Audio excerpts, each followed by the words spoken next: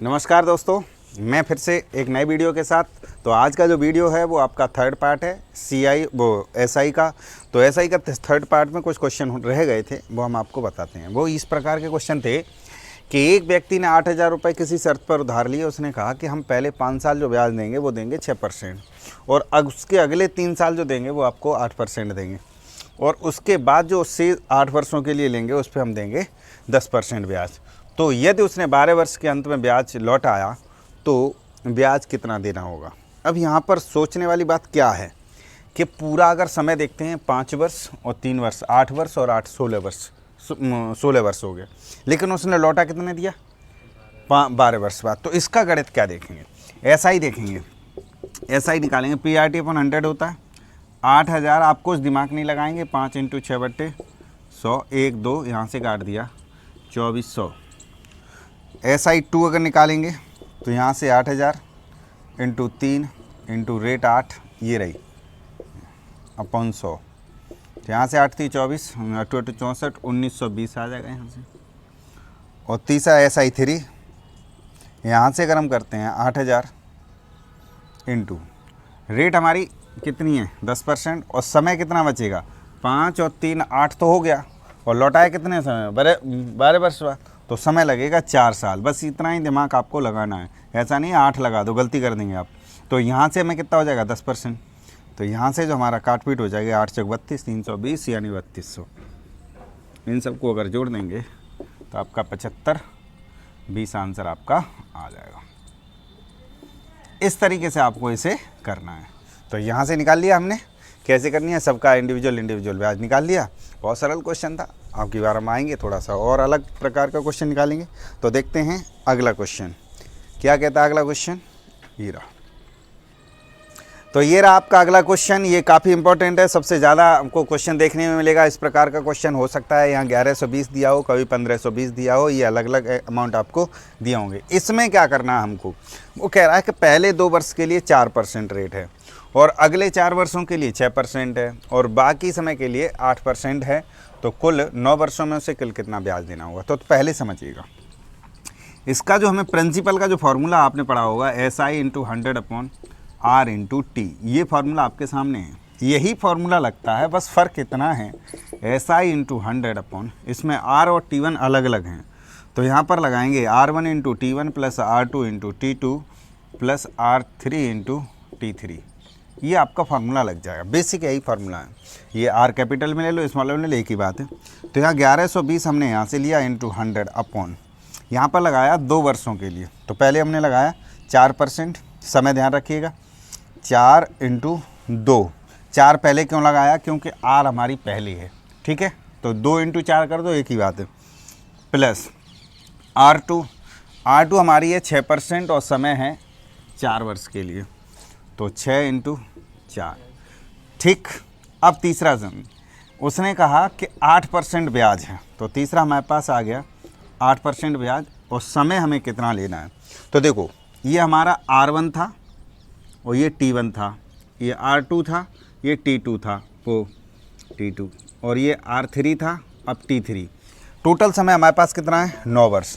इसमें से 2 साल ये हो गई और 4 साल ये हो गई, 6 साल हो गए। तो यहाँ पर लगेगा 3 साल।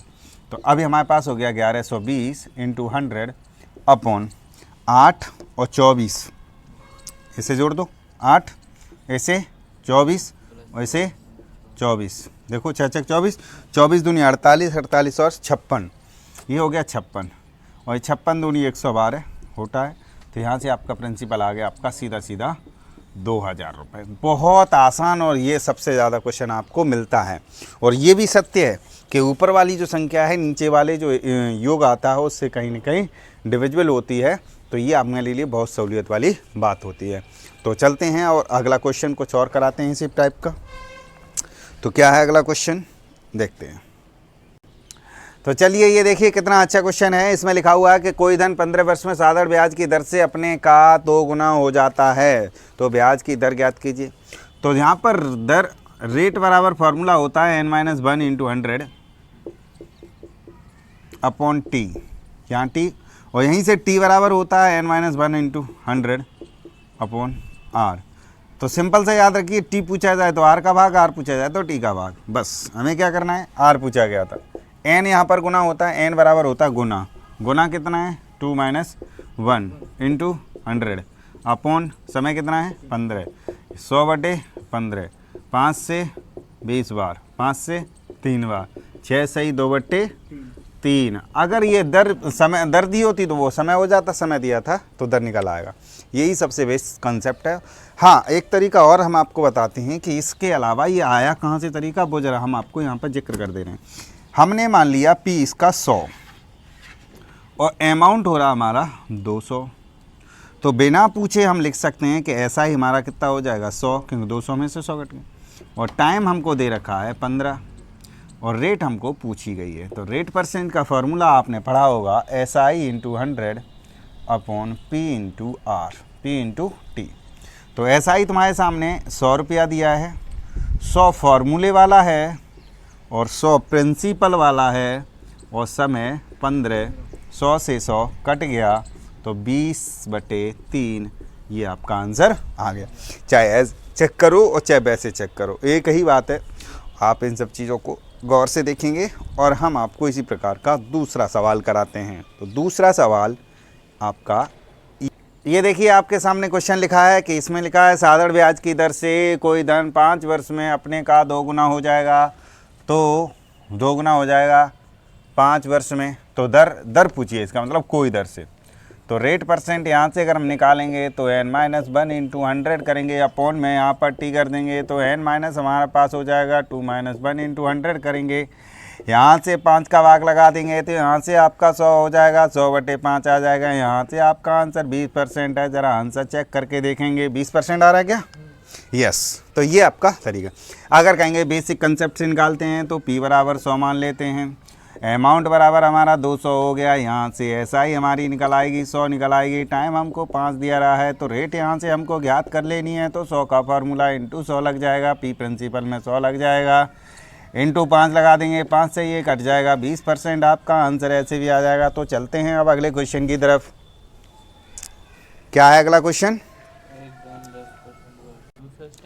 तो ये चलते हैं, ये अगला क्वेश्चन दिया है जिसमें दिया है एक धन 10% वार्षिक दर से कितने वर्षों में 4 गुना हो जाएगा। तो यहाँ पर लगा देते हैं, टी पूछा गया है, n - 1 × 100 अपॉन यहाँ पर लगा देंगे r। तो यहाँ n माइनस हमारा 4 - 1 × 100 अपॉन समय दे रखा है 10 लगा देंगे।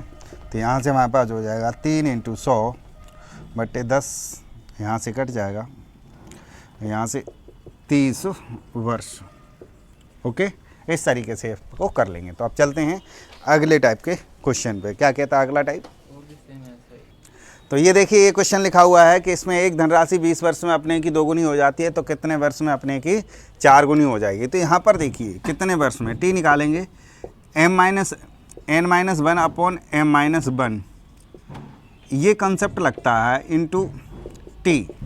यहाँ पर देखिए टी निकालना था और टी का ही भाग लगाया, तो इसे T1 और T2 भी कह सकते हैं, कोई दिक्कत नहीं, या T2 या T1 कह दो, कोई फ़र्क नहीं है, एक दिया होगा और एक निकालना हो।